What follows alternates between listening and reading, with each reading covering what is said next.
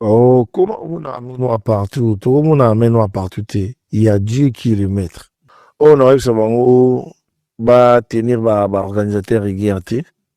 Ils ont des désagréments, ils ont des organisations, ndenge salamaki et on a pour la brigade ne fallait tika parce qu'il y a 5 minutes. 5 minutes, toi, il y a 2 minutes dans live. Donc, sous bayo, non, kombe, Moudassali Boye, Piololi, Pialala, non, non, non, non. Laissez le gars tranquille. Il est place à qui n'a pas parce qu'il est mouropé, Baboura qui est payé, na ligne na poula le foutance. Baboura na poula le foutance, ça dit que à bêta, après 10 personnes, il était abattu par rapport à désagrément. Le quoi Gibbs déjà mataki, Dadjo Mati, donc c'est mort. Et puis je suis sorti au micro na yo parce que babi ke baila ki yo micro na se o singi pe micro bien ingénieur moko aye a singi abi pesa micro ba bongisa ngo ba régler ngo ko kene news bakina micro ya non micro oyo véridia yembelaki parce que tant que tout ça la balance il y avait orchestre est victime il y a Kombe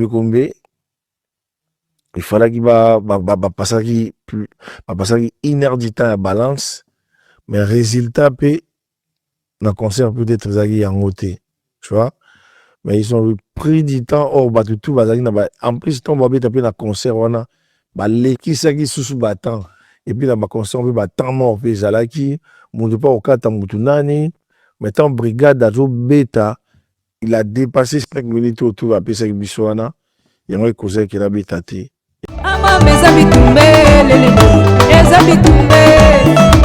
la musique arrêtez Katazoba, la chronique Intello vous revient avec un nouveau numéro, mesdames et messieurs.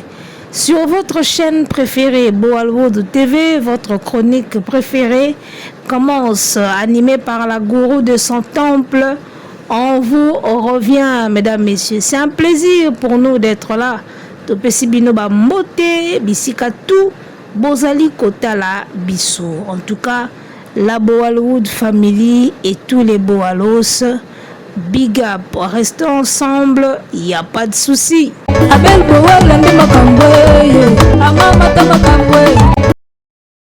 Musicien Oyayemba affaire à Rando, Ezapema, a Otumboli ya Sarbana Rando, Ezapema.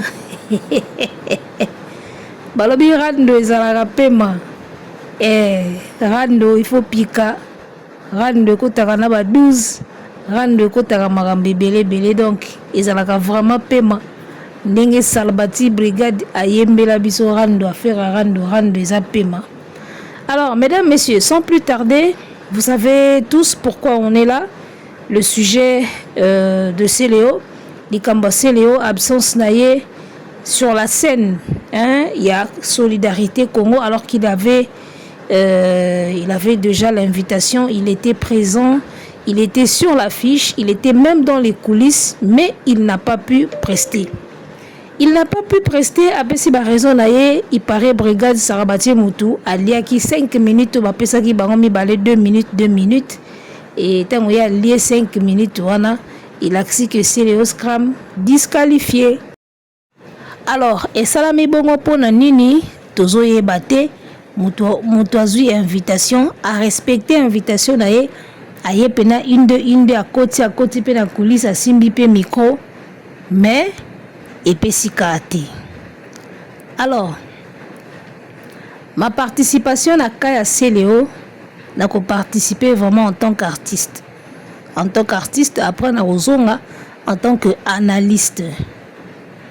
Nalobaki yango je crois na émission oyo nasalaki ya liboso que na ba événement mingi oyo ba artiste baza ebele ezalaka vraiment importante kosala ba scène ya milai ezala nango importante d'accord eza lokola ba Miss Girl ya ba réception bosali moi réception moko boye neti moi réunion moko bokutana bolobela makambo ya société na bino bosala moi mise au point. Alors basali les bino moi ba biloko ya réception moi ba brochette moi ba biloko ka ya ko grignoter ezala te pour muto tonda, c'est juste pour partager et na cadre kaka ya fraternité. Bomeli moi mai, bomeli moi masanga, moi jus, bo partager moi bilia. Ezala te pour muto tonda.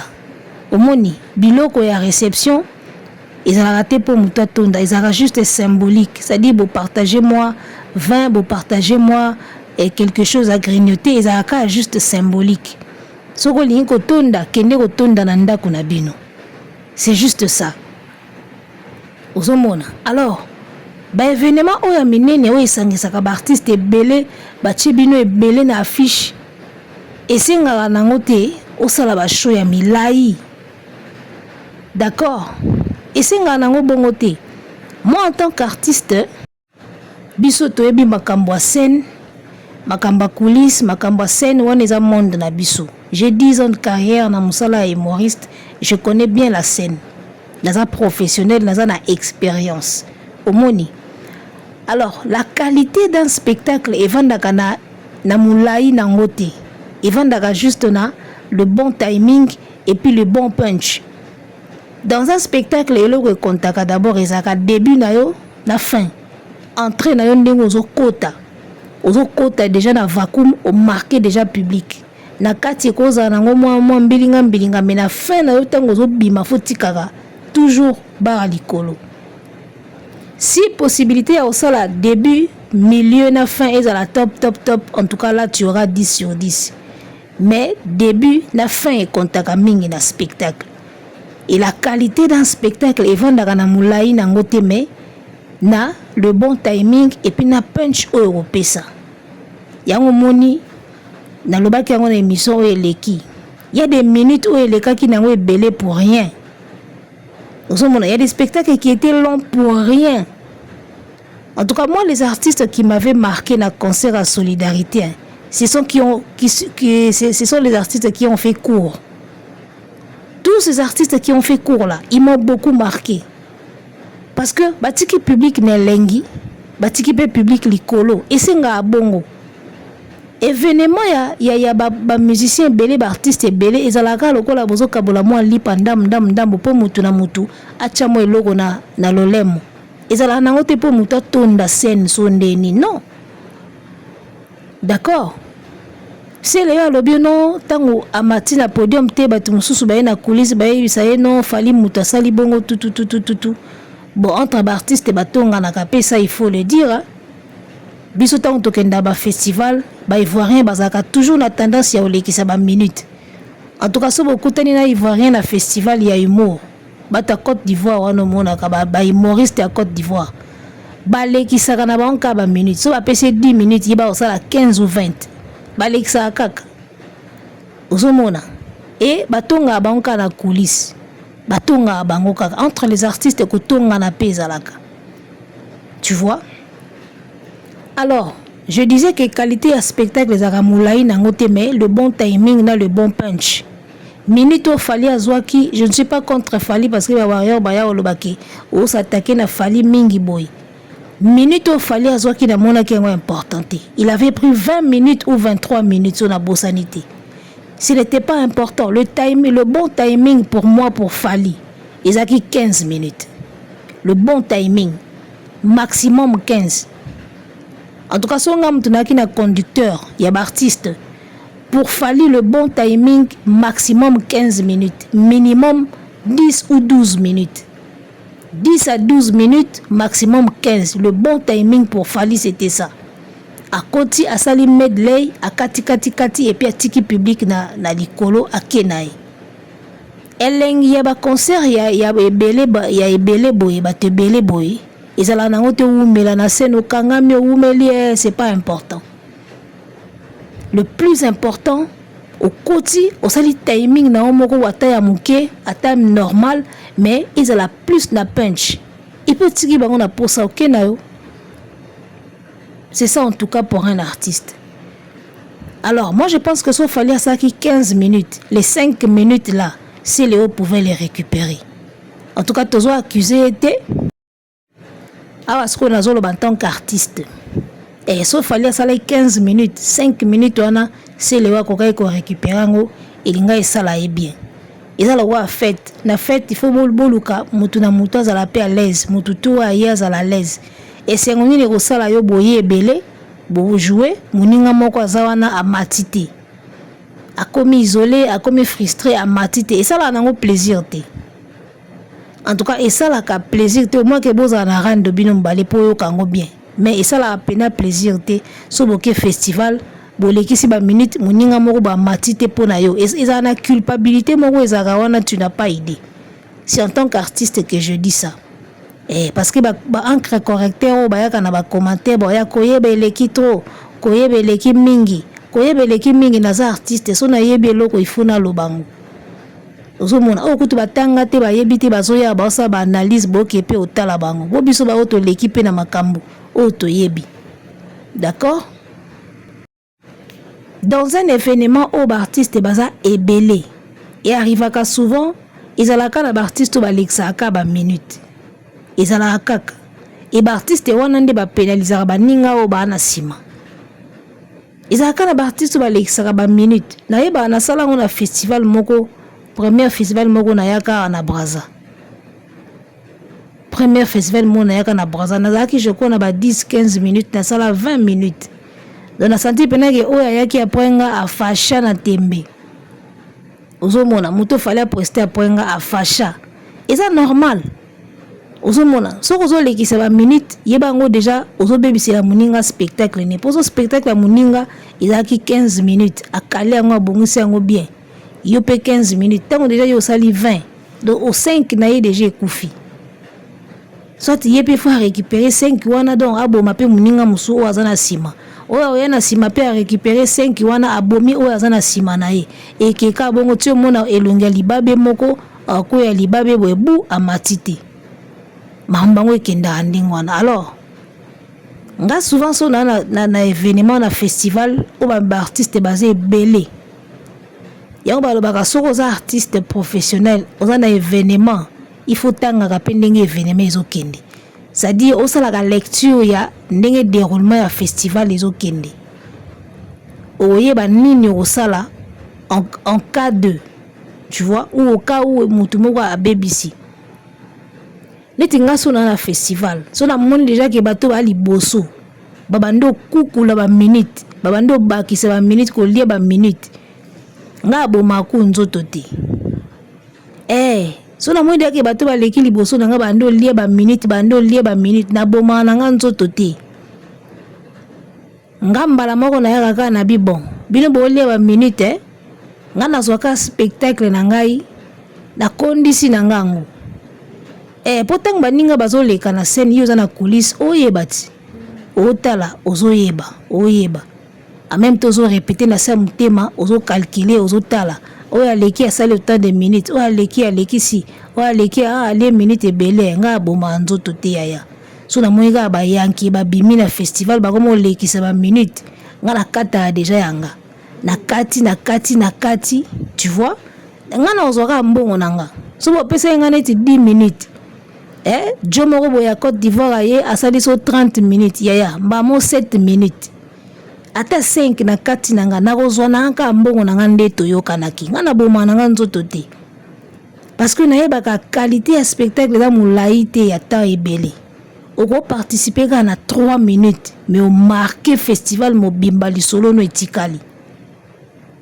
ozomona oko kotaka na 2 minutes kaka osali ya minene batikali na souvenir nao yani lo moko te na respectaka na festival lokola timing na salaka effort na commencer l'effort na respecter timing nanga d'accord parce que scène ezalaka so moni scène elengi okomoza na tentative ya olekisa ba minute eza bongo so moni scène elengi public eke bien ambiance eke bien oko dépasser ba minute mais il faut faire très attention na koma pena so ba pesinga 10 nanga na kaleka 10 wana ebebe bonga 10 nanga na kati ba penga 5 7 tu vois un peu Bon, mon radio a joué na film Eddie Murphy. Un prince à New York. Pal Zuria. Moni Joana, tala. Joana va pesa ka séquence ka moko, scène ka moko wana. Mais muta marka batu na film mobimbalo wa Pal Zuria zalate. Ozomona. Muta Pal Zuria. C'est le plus beau jour de ma vie. Akutani na prince na toilette. Ah. Aïgabwe. Ah. Pal Zuria. Dans la film mobimba. Muta marka batu wa Pal Zuria zate tableau ka moko. Ya Pal Zuria. Akenda pega libela ti film si la Pal Zuria ga wana. Donc voilà, c'est pour dire que Moulaï est loko tende kontaka qualité est loko zo pesa et cause à 2 minutes mais au mamoli yango au marqué batutu. Je pense que Fally avait beaucoup plus de minutes que les quand même na Gims na Dadju. Je crois. Il était peut-être le seul à avoir fait beaucoup de minutes dans la scène. N'habité pourquoi Isaki Bongo, Yemoko Mutasenga Kito, Bangomo Mutuba Pesa qui est Bongo, n'habité. Comme j'avais dit avant, pour moi, le bon timing pour Fally, c'était 15 minutes maximum et 12 minutes minimum. Ce qui peut na conducteur. Alors, ne total la vidéo parce que kati extrait dans la page. Ndeka total la vidéo, on peut déjà voir que Fally avait plus de minutes que te belé baleka kiwana. Donc na ba concert et ensemble boy, ça ne sert à rien aux anaba minutes et belé koleka. Tu vois? 3 minutes na ya show et koki, 5 minutes na ya show et koki. Ta soza na makambo na makambo. Oko bimaka 2 minutes boy. Kiyelele ngongi e. Chomalanga na biso mbetekendi confiant. Coco, allez-y, c'est comme que au bois qui m'a moqué. C'est fini. Public est au gang à wanati na 2 minutes wana. Tu vois? Donc c'est regrettable quoi. Bah te belé mna bazako zeba mona seleo a osala nini. Après le foufou qu'il avait fait na concert à Fabregas, on espérait vraiment tout le monde a seleo total à ndenge et kendi. Les gens attendaient ça, hein, sans blague. Les gens attendaient pena bamona na communauté na biso quoi. Bamona seleo ndeni ni aoke nango. Et surtout nabi ke ba golo mingi bazako zela pese leo po seul mutako ka ko soulager bango yewana. Pourtant les pas dans akité inosa zate vieux mon pas wazate mais seleo mutalinga soulager bango po wenge tala kaka. Et puis en absence ya viengiama bana wenge benga ba se soulager na seleo. Donc bah te belé bazeli c'est Léo mais il est salami wana c'est pas bon muninga respecter ayeti akomi wana après aller bout au minute eleki au brigade ya sali soki nini ba brigade B au prester na no yo moko ozongi suna Dadju mais ti oleka muninga ta ti oleka muninga ta ebi biso ba artiste tinde tozala boy. Entre nous banco pezalaka monde ya musique na ba artiste eza monde mo compliqué ya monde mo mystique ya banco ezalaka ozomona mutu moso akoleka pena boye nga basi balekisela nga air na spectacle oye bena mutu amati abi bena ke nga na oya sima mais banda mataki na yebi ke basale signe aokata te Basa les signes à Okatate, Moutubena Martin à Côte d'Ivoire, à Martin à Yabandi na Yegolexa. Na commis stressé et bandi bamoko inquiété parce que yana lo moko stressé alors la moto aza avant yo soka bando sa bêtise. Yo zo ya après ye. Ha. Et stress kana niveau moko tu n'as pas idée. Ozomona. Donc makambo c'est le moni en tant qu'artiste Lazara qui t'aime, je peux comprendre ça. Parce que nga naebi scène, naebi coulisses, naebi scène, naebi avant scène, naebi stress y avant scène, naebi tout blo wana tout c'est les wazolo bawana. Blo wana tout est bien. Alors, un artiste professionnel, poto kende na ko chuter, hein?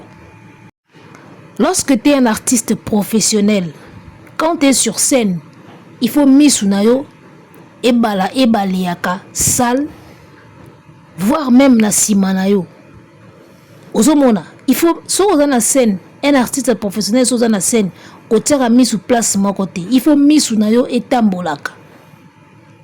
Il faut misu no etambolaka parce que okoko zala oso bebisaki elo moko boye ba osalo sini me yo omona te parce que nde tozalaka na scène wana e ba scène mosusu ezalaka liboso ya scène régie eza neti mingi ba institut français. La plupart ba institut français ba scène nango ezalaka omona régie eza en face ya mutu azo prester, c'est-à-dire scène yango yo ba kiti ya public et puis régie eza likolo.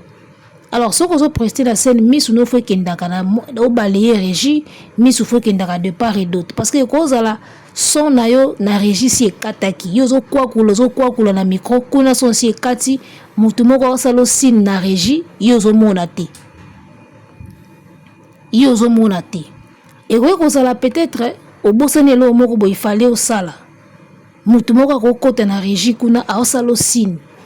Alors ça le signe pour ce que quand on monie on se rappelle na eloko wana il fallait au sala makambo za ke belé na scène au monaka ya monie un artiste professionnel sur na scène ko kangisa misu place moko te baleya ka misu parce que ma bebele ya na scène et koza micro na okuna si kataki yo zoloba a omona neti c'est bon te d'accord et koza lo bosa na ke lo mo bo répéter ngo komi na scène ebungi siko mutu moko faza akuna rappeler yango omona mutu mo matina Regina papier au tchao botala bate belé ba mona yango te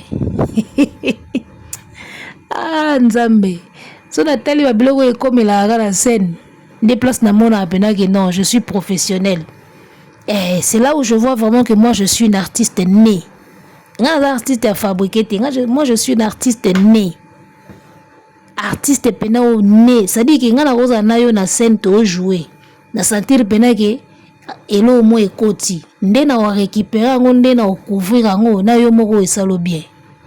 C'est ça le professionnalisme. Ça dit sur na scène ko zala teka à bloquer. Fungo l'esprit na yo, tambusa misu na yo et ko za ba sala bino signe moko boye. Fo mona ngo. Et puis sans y impro fo ezalaka. Sans y improvisation. Souza makasi na improvisation oko sauver scène.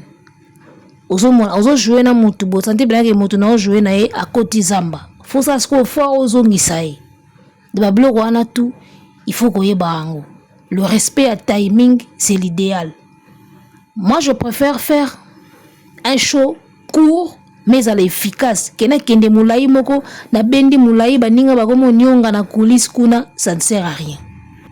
Alors la plupart des artistes au babandaka avant bangonde mutu bapesaka bapesaka bao bana sima moi chance neti na événement o eza na timing boy ozomona so bo bandi déjà événement o senti que depuis to bandaki na place to komi na baninga o na ba matite to ko koma ta ba 3h 4h il faut maman faire court parce que public elembaka ngana sina mona public elembi ko seka na festival tellement festival e umeli tellement batoko sekisa baleki ebele public elembi ekokasu ko sekate zadi ba chepena muto au sekisa mais public ekokasu ko sekate un moment public elembaka yango mona ka c'est mieux de faire court.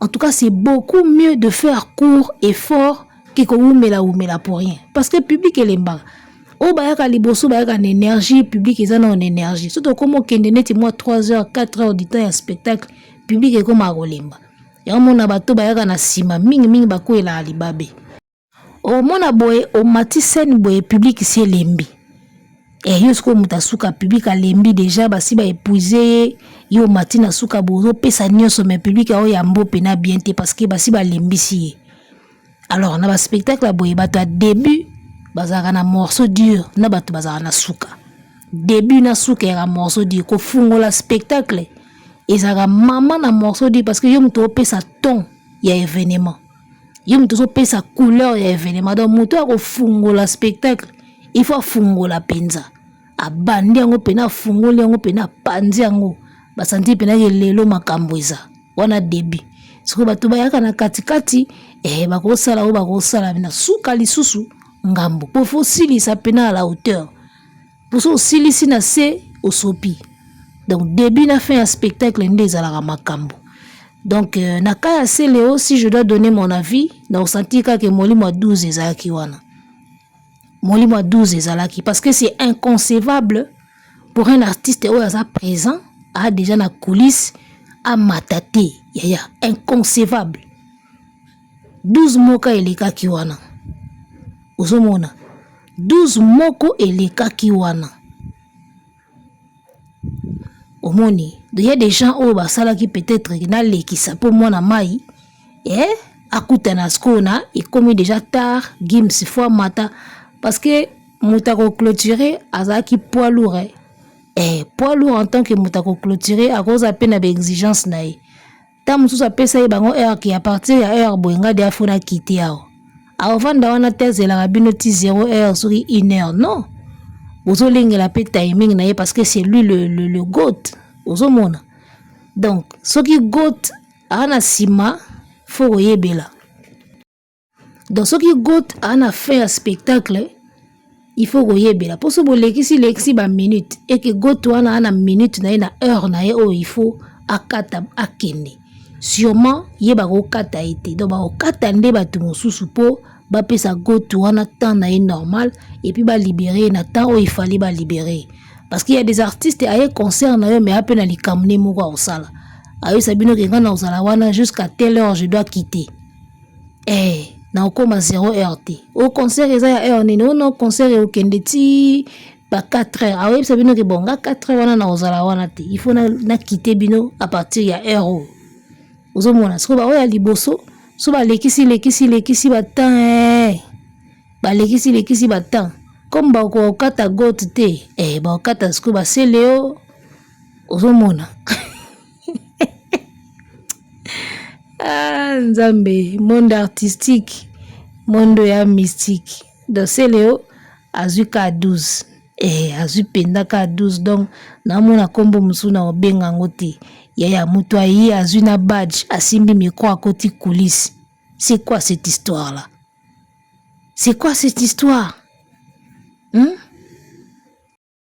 Alors, Bill Clinton, namona ndira azoki kuta avion te. Azoki même pas avion.